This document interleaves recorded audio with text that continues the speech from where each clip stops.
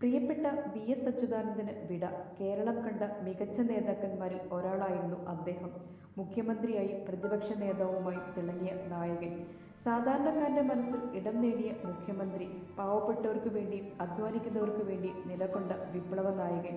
കേരള രാഷ്ട്രീയത്തിൽ നിറഞ്ഞുനിന്ന ശക്തനായ കമ്മ്യൂണിസ്റ്റ് നേതാവും മുൻ മുഖ്യമന്ത്രിയുമാണ് വി.എസ്. അച്യുതാനന്ദൻ.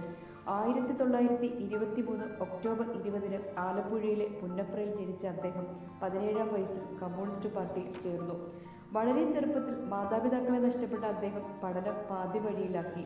മണ്ണിനോടും മനുഷ്യരുമായുള്ള സ്നേഹം അദ്ദേഹത്തെ സമരപഥത്തിലേക്ക് നയിച്ചു. കമ്മ്യൂണിസ്റ്റ് പാർട്ടിയുടെ ആദ്യകാലങ്ങളിൽ ജയിൽ പാഴ്സ്യത്തിലും നിരവധി സമരങ്ങളിലും അദ്ദേഹം മുന്നിൽ നിന്നു. 2006 കേരള മുഖ്യമന്ത്രിയായി വന്നപ്പോഴും അദ്ദേഹം വാഗ്ദാനങ്ങൾക്കല്ല, വിശ്വാസത്തിനായിരുന്നു പ്രാധാന്യം നൽകിയത്. അഴിമതിക്കെതിരെ, ഭൂമിക്കായി, ജനങ്ങളുടെ ഭാഗത്തായി അദ്ദേഹം നിലകൊണ്ടു. ഈ നൂറ്റാണ്ടിന്റെ പ്രകാശം ഇനി ഓർമ്മകൾ മാത്രം. കേരളത്തിന്റെ രാഷ്ട്രീയ ആകാശത്ത് ഒറ്റപ്പെട്ടും തെളിഞ്ഞും നിന്ന ഒരു നക്ഷത്രം, അത് ഇന്ന് മിഴിയടച്ചു. വി.എസ്. അച്യുതാനന്ദൻ നൂറ്റാണ്ട് പിന്നിട്ട പോരാട്ടത്തിന്റെ പേരായ മനുഷ്യൻ. ഒറ്റയ്ക്കായിരുന്നാലും ഉറച്ച നിലപാട് പറഞ്ഞ നേതാവായിരുന്നു വി.എസ്. അച്യുതാനന്ദൻ. ഇന്ന് ആ ശബ്ദം നിശബ്ദമായി. സഹനത്തിന്റെയും ത്യാഗത്തിന്റെയും പോരാട്ടത്തിന്റെ അവസാന കണ്ണിയും പോയി മറഞ്ഞു. വിശ്രമമില്ലാതെ ജനങ്ങളോടൊപ്പം നിന്ന് പോരാടിയ ആ പൂർണ്ണകാല നേതാവിന് ഇനി അന്ത്യവിശ്രമം.